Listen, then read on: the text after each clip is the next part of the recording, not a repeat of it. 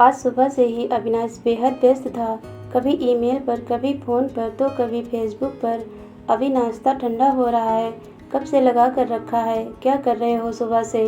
Coming mamma, just give me 5 minutes. Avinash अपने कमरे से ही चिल्लाया। इतने बिजी तो तुम तब भी नहीं थे जब सीए की तैयारी कर रहे थे। हफ्ता हो गया सीए कंप्लीट हुए, पर तब से तो तुम्हारे दर्शन ही दुर्लभ हो गए हैं। या तो नेट से चिपके रहते हो या यार दोस्तों से। अपने माँ बाप के लिए तुम्हारे पास समय ही नहीं बचा है। अनुराधा लगातार बड़बड़ किए जा रही थी। उसकी बड़बड़ तब बंद हुई जब अविनाश ने पीछे से आकर उसके गले में बाहें डाल दी। कैसी बात कर रही हो मम्मा? तुम्हारे लिए तो टाइम ही टाइम है। चलो आज तुम्हें कहीं घुमा लाऊं। अविनाश ने मस्ती की। रहने दे। घुमाना अपनी गर्लफ्रेंड को। मुझे घुमाने को तेरे पापा ही बहुत हैं। देखना कब से घुमा रहे हैं। अब मेरे साथ 2-3 दिन के लिए भैया के पास चलेंगे। वे लोग कब से बुला रहे हैं।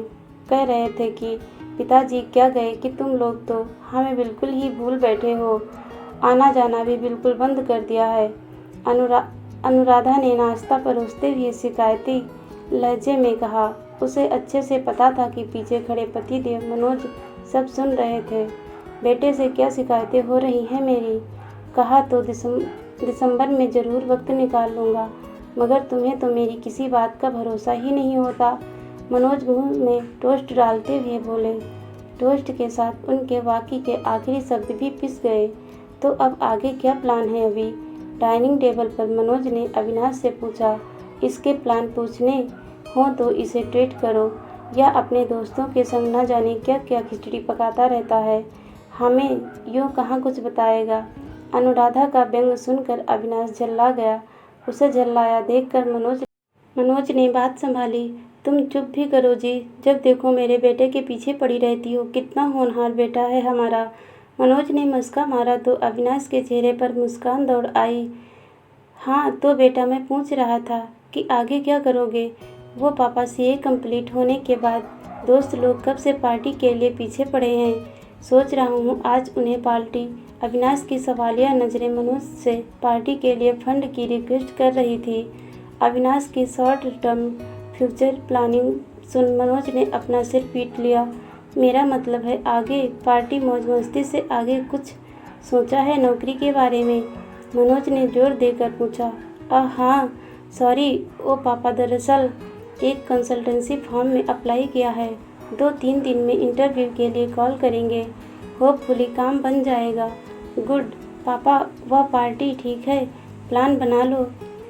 प्लान क्या करना पापा, सब फिक्स्ड है। अविनाश ने खुशी से उछलते हुए कहा तो अनुराधा और मनोज एक दूसरे का मुंह ताकने लगे। 24 साल का स्मार्ट चुलबुला अविनाश पढ़ाई में जितना तेज था, शरारतों में भी उतना ही उस्ताद था। उसके दोस्तों का बड़ा ग्रुप था जिसकी वह जान था। अपने माता पिता की आंखों का इकलौता तारा, जिन्हें उन्होंने बेहद लाड प्यार से पाला था।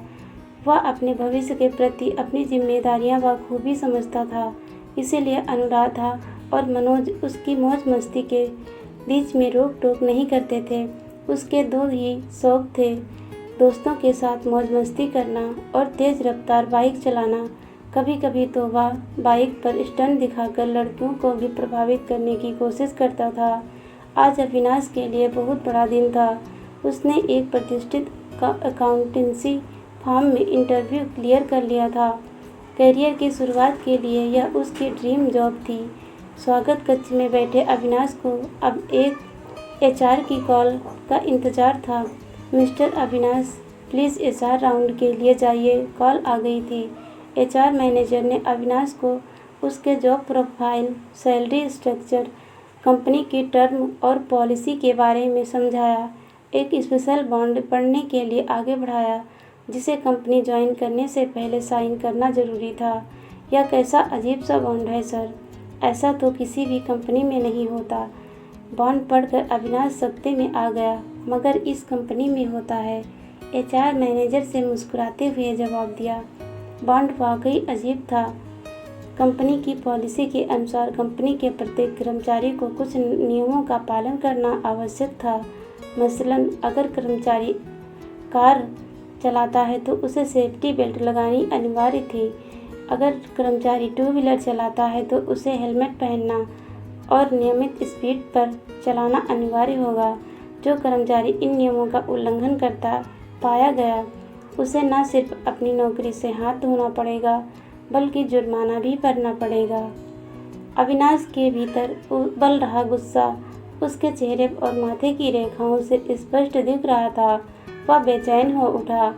यह क्या ज़बरदस्ती है, अव्वल दर्जे की बदतमीजी है, सरासर तानाशाही है। क्यों पहनूं मैं हेलमेट? हेलमेट वे पहनते हैं जिन्हें अपनी ड्राइविंग पर भरोसा नहीं होता, जिनके विचार नकारात्मक होते हैं, जिन्हें सफ़र शुरू करने से पहले ही दुर्घटना के बारे में सोचने की आदत होती है। मैं ऐसा नहीं हूँ। मेरे बालों का क्या होगा? कितनी मुश्किल से मैं इन्हें सेट कर के रखता हूँ। हेलमेट सारी की सारी सेटिंग बिगाड़ कर रख देगा।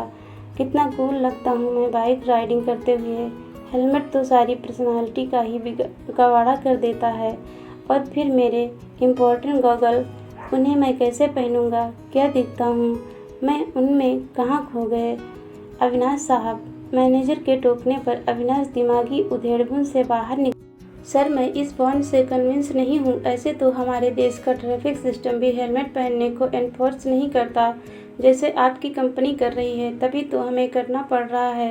खैर, यह तो कंपनी के मालिक का निर्णय है, हम कुछ भी नहीं कर सकते। यह सरकारी कंपनी तो नहीं, प्राइवेट कंपनी है, सो मालिक की तो सुननी ही पड़ेगी। अगर जॉब चाहिए तो इस पर साइन करना ही पड़ेगा। अविनाश कुछ नहीं बोला तो उसका बिगड़ा मिजाज देखकर मैनेजर ने उसे फिर कन्विंस करने की कोशिश की। वैसे आपको इसमें क्या समस्या है? यह तो मैंने भी साइन किया था और यह आपकी भलाई के लिए ही है। मुझे फ़र्क नहीं पड़ता सर।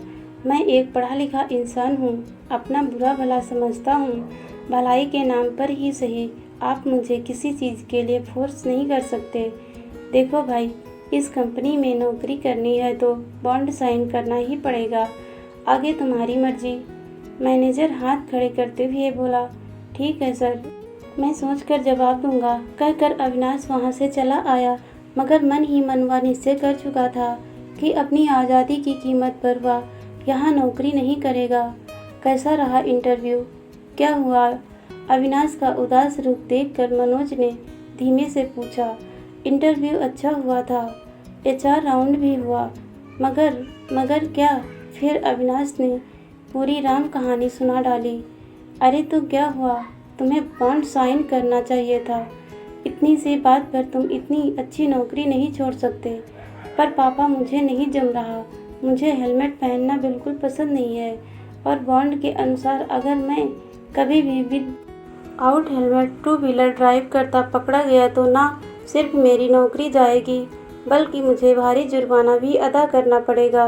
देखो अभी, अब तुम बड़े हो गए हो, अतः बचपना छोड़ो। तुम्हारी माँ और मैं पहले से ही तुम्हारी ड्राइविंग की लापरवाही से काफ़ी परेशान हैं। इस नौकरी को ज्वाइन करने से तुम्हारा करियर भी अच्छे से शुरू होगा और हमारी चिंताएं भी मिट जाएंगी। पापा का सख्त स्वर सुनकर अविनाश ने बात टालनी ही बेहतर समझी। देखूंगा पापा। वह उठकर अपने कमरे में चला गया, मगर मन ही मन बॉन्ड पर किसी भी कीमत पर साइन न करने की बात चल रही थी। विचारों में डूबे अविनाश को फ़ोन की घंटी ने सजग किया है।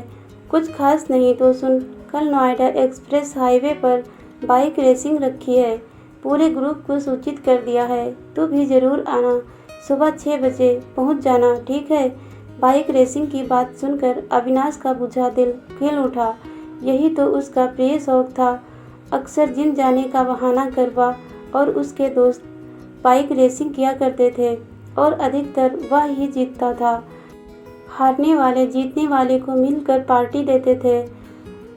साथ ही कोई ना कोई प्राइज आइटम भी रखा जाता था। अपना नया टच स्क्रीन मोबाइल उसने पिछली रेस में ही जीता था। रात को अविनाश ने ठीक ठाक सोचा, मगर रात को उसे बुखार ने जकड़ लिया।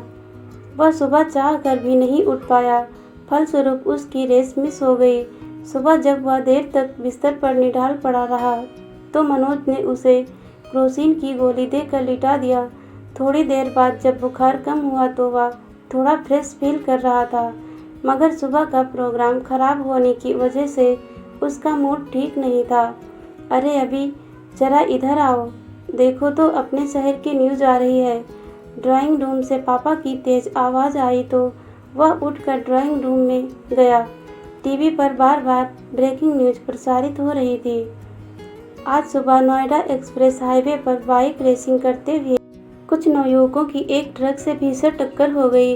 उनमें से 2 ने मौके पर ही दम तोड़ दिया तथा 3 गंभीर रूप से घायल हैं। उनकी हालत भी नाजुक बताई जा रही थी।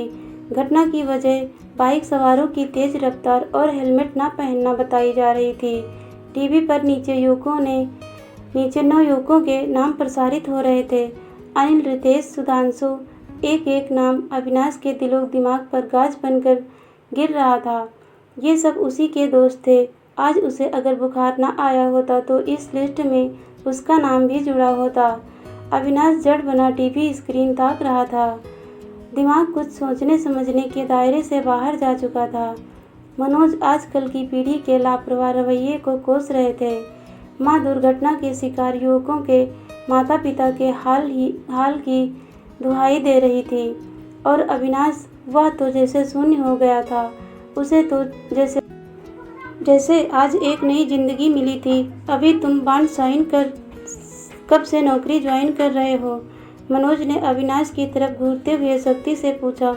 जी पापा, आज जाऊंगा। नजरें नीची कर अविनाश अपने कमरे में चला गया। आवाज़ उसकी स्वीकृति में ज़बरदस्ती नहीं, बल्कि उसके अपने दिल की आवाज़ थी। धन्यवाद दोस्तों।